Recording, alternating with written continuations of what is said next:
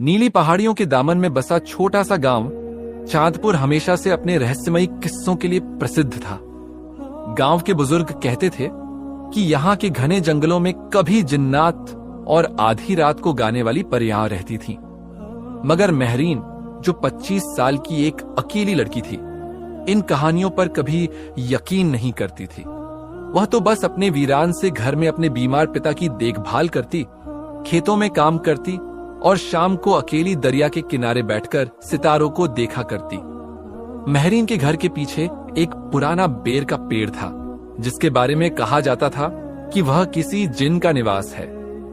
गांव वाले इस पेड़ के पास से रात को गुजरते हुए मुंह पर कपड़ा बांध लेते थे, मगर महरीन वहां अक्सर बैठकर किताबें पढ़ती।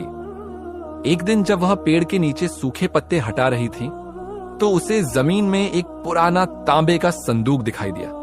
संदूक खोलते ही उसके हाथों से एक जर्द रंग का कागज गिर पड़ा, जिस पर अजीब सी निशानियां बनी थीं। उसी शाम गांव में पहली बारिश हुई। महरीन खिड़की से बाहर बारिश की बूंदें गिन रही थी कि उसे लगा जैसे कोई उसे देख रहा है। पेड़ के नीचे एक लंबा सा आदमी खड़ा था, जिसके कपड़े पुराने जमाने के थे और आंखें चांद की तरह चमक रही थीं। वह आदमी जब मुस्कुराया तो महरीन के रोंगटे खड़े हो गए। उसकी सांस तेज हो गई जब उसने देखा कि वह आदमी हवा में घुलता चला गया। अगले दिन महरीन ने गांव के सबसे बूढ़े आदमी हकीम बाबा को वह पुराना कागज दिखाया। बूढ़े ने आंखें फाड़कर कहा, बेटा, यह तो जिन्हों की जबान है। यह कहता है कि इस पेड़ के नीचे एक ऐसा आदमी दफन है जो 100 साल पहले एक औरत के प्यार में मारा गया था। वह हर बारिश की रात जिंदा हो जाता है। महरीन को यकीन नहीं आया, मगर अगली बारिश की रात जब वह अपने कमरे में लेटी थी, तो उसे कोई दरवाजा खटखटाने की आवाज सुनाई दी। दरवाजा खोला तो वही पुराना आदमी खड़ा था। उसके होंठों पर एक उदास मुस्कान थी। तुमने मेरा खत पढ़ लिया? उसने कहा। महरीन के मुंह से चीख निकल गई, मगर वह भाग नहीं सकी। उस रहस्यमय आदमी ने उसका हाथ पकड़ लिया।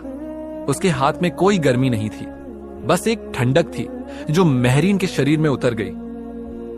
मैं तुम्हें अपनी कहानी सुनाना चाहता हूं, उसने कहा। उसने बताया कि वह शहजादा अयाज था, जो कभी इस गांव का हुक्मरान था।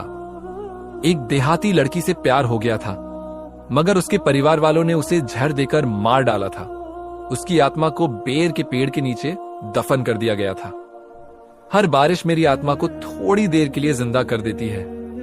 महरीन ने पूछा, तुम मुझे क्यों दिख रहे हो? शहजादे ने उसके बालों में हाथ फेरा। क्योंकि तुम बिल्कुल उस जैसी हो जिससे मैं प्यार करता था। इसी पल बारिश रुक गई और शहजादे का शरीर धुंधला होने लगा। महरीन ने उसका हाथ मजबूती से पकड़ लिया। रुको, मत जाओ। मगर वह गायब हो चुका था। सिर्फ उसकी आखिरी बात हवा में गूंज रही थी, अगली बारिश तक। अगले दिन महरीन ने फैसला किया कि वह शहजादे अयाज के बारे में और जानेगी। हकीम बाबा ने उसे बताया कि गांव से दूर एक पुराना ममनुआ कब्रिस्तान है, जहां पुराने हुक्मरानों को दफनाया गया था। कहते हैं वहां रात को अजीब रोशनियां दिखाई देती हैं। महरीन ने शाम तक इंतजार किया और फिर चांद की रोशनी में अकेले कब्रिस्तान की ओर चल पड़ी। जब वह टूटी हुई दीवार पार करके अंदर घुसी, तो उसने देखा कि एक कब्र पर ताजे फूल रखे हुए हैं। करीब पहुंची तो उस पर लिखा था, शहजादा अयाज प्यार में मारा गया। अचानक उसे पीछे से पत्तों के सरसराने की आवाज आई। मुड़कर देखा तो वही रहस्यमय आदमी खड़ा था। तुम यहां क्यों आई हो? उसने पूछा। महरीन ने जवाब दिया, मैं तुम्हारी कहानी जानना चाहती हूं, पूरी कहानी। शहजादे ने बताया कि उसकी प्यार की लड़की का नाम नूरजहां था। वह एक गरीब किसान की बेटी थी। जब शहजादे ने उससे शादी का इरादा जताया, तो उसके मंत्रियों ने साजिश करके नूरजहां को जहर दिलवाया।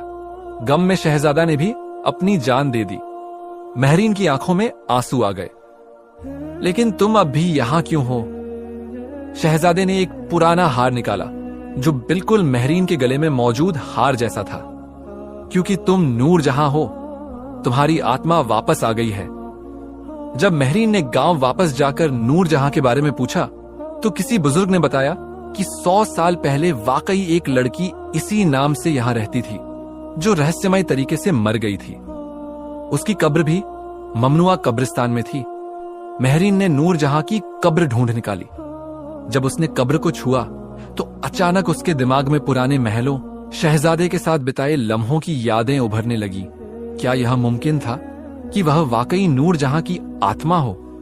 शहजादे ने बताया कि उसके साथियों मंत्रियों ने उस पर शाप डाला था कि वह हर 100 साल बाद सिर्फ बारिश की रातों में जिंदा हो सकता है।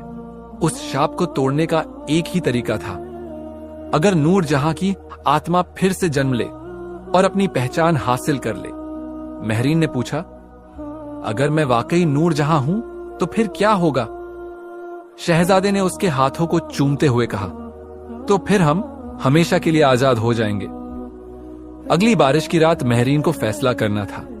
अगर वह अपने अतीत को स्वीकार कर लेती तो शहजादे की आत्मा को शांति मिल जाती, लेकिन इसका मतलब यह भी था कि उसे अपनी वर्तमान जिंदगी को अलविदा कहना पड़ता।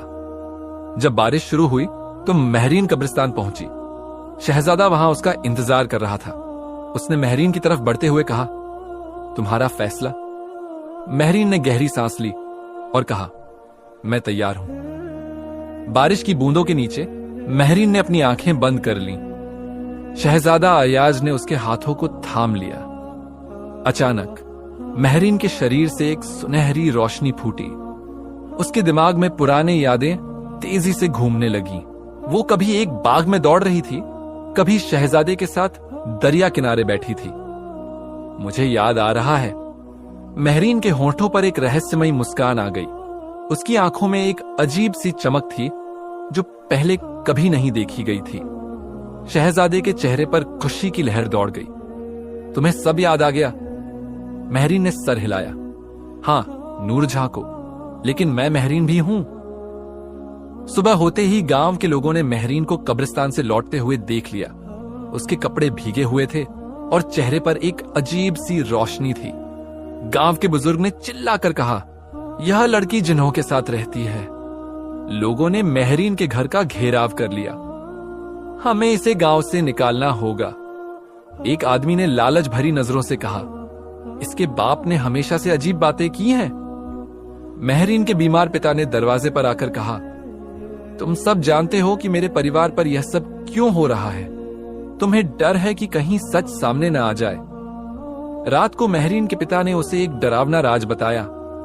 यह गांव वाले ही थे जिन्होंने शहजादे और नूरजहां को मार दिया था।